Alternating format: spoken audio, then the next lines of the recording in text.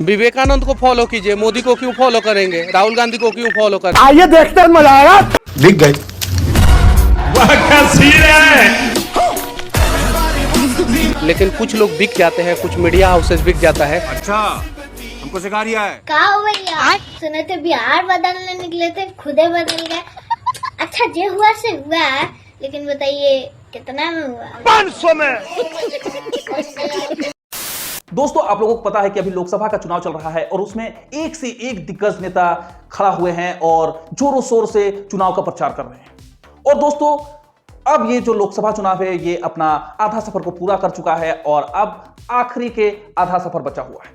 दोस्तों, इसी कड़ी में हम लोगों ने एक नया सेगमेंट स्टार्ट किया है, लोकसभा के नमूने। दोस्तों, लोकसभा के नमूने में आप लोगों ने 3-4 ऐसे नमूने को हमारे चैनल में देखा जो वाकई में नमूना थे, लेकिन जो आज के वीडियो में हम लोग जिसके बारे में बात करने वाले हैं दोस्तों, वो काफी बड़े नमूने हैं। वो इतना बड़ा नमूना है कि आप लोग उसका नाम सुन करके ही कहेंगे वाह, ये तो वाकई में बहुत बड़ा नमूना है।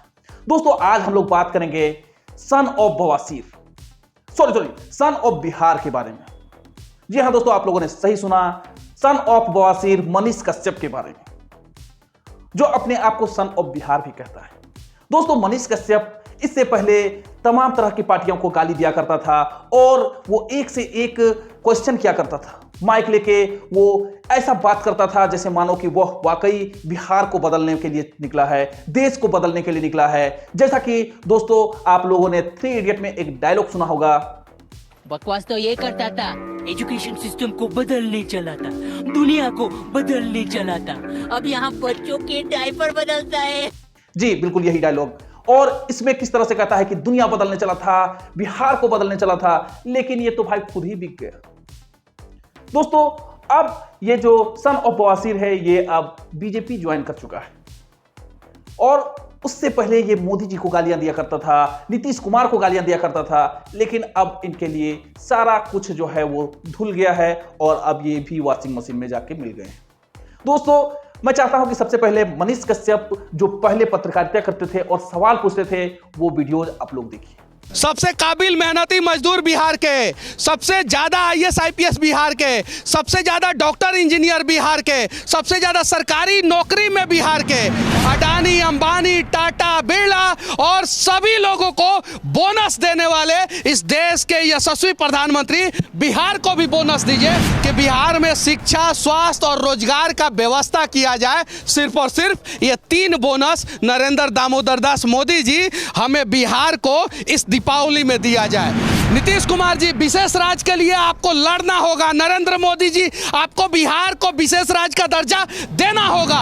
सत्ता के शीर्ष सिंहासन दिल्ली में जिस भी पार्टी के नेता बैठे हो, चाहे वो मनमोहन सिंह हो या मोदी जी हो, वो सभी लोग बिहार को जंगल राज समझते हैं, बिहार को मजदूरों का राज समझते हैं। बिहार में इंडस्ट्री नहीं लगने का सबसे बड़ा कारण यह है कि दुनिया में सबसे ज्यादा मेहनती मजदूर बिहार के लोग होते हैं और अगर बिहार के लोग बिहार से बाहर मजदूरी करने नहीं जाएंगे तो इस देश के सभी राज्यों का इंडस्ट्री चौपट हो जाएगा। जिस दिन बिहार के लोग चुनाव से पहले अपने बच्चों के आंखों में आंखें डाल के ये कहेंगे कि बाबू, इस बार जो है मैं किसी नेता का भविष्य नहीं बनाने जा रहा हूं, इस बार मैं अपने बेटा का भविष्य बनाने जा रहा हूं।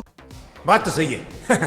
दोस्तों, आप लोगों ने देखा कि किस तरह से मनीष कश्यप सवाल पूछते थे और पार्टियों पर कटाक्ष करते थे, लेकिन अब जो है वो बीजेपी में शामिल हो गए हैं।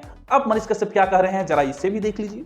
क्या कहना चाहिए, कैसा? ये सम्मान एक गरीब परिवार के लड़के को जो है वो बीजेपी ही दे सकता है, दूसरी पार्टी नहीं दे सकती है।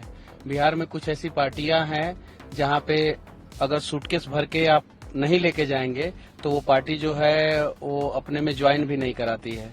बीजेपी एक ऐसी पार्टी है जो मतलब कि गरीबों का सम्मान करती है, हमारे जैसे युवाओं का सम्मान करती है, यूट्यूबर का सम्मान करती है, एक माँ का सम्मान करती है। तो बीजेपी एक अलग पार्टी है और दुनिया की इसीलिए सबसे सशक्त, सबसे बड़ी और सबसे मजबूत पार्टी बनी है, क्योंकि दुनिया के सबसे लोकप्रिय नेता नरेंद्र मोदी जी बीजेपी में हैं और वो जो है हमेशा ध्यान देते हैं कि कैसे हम लोगों को काम करना है।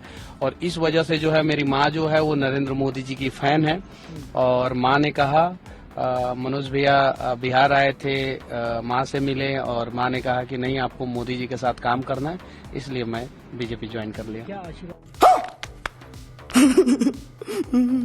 तो दोस्तों आप लोगों ने देखा कि मनीष कश्यप जो अपने आप को सन ऑफ बिहार कहते थे वो किस तरह से सन ऑफ बवासीर हो गए हैं, बिहार का बवासीर हो गए।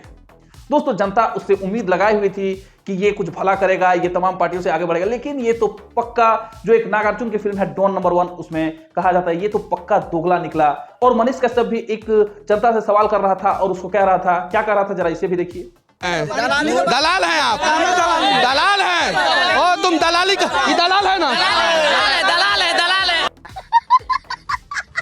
दोस्तों मनीष कश्यप जिस तरह से इस आदमी को कह रहा था पक्का दलाल, ये तो वाकई में खुद भाजपा का दलाल निकल गया और लोकसभा के नमूने में एक बहुत बड़ा नमूना बनकर उभरा है।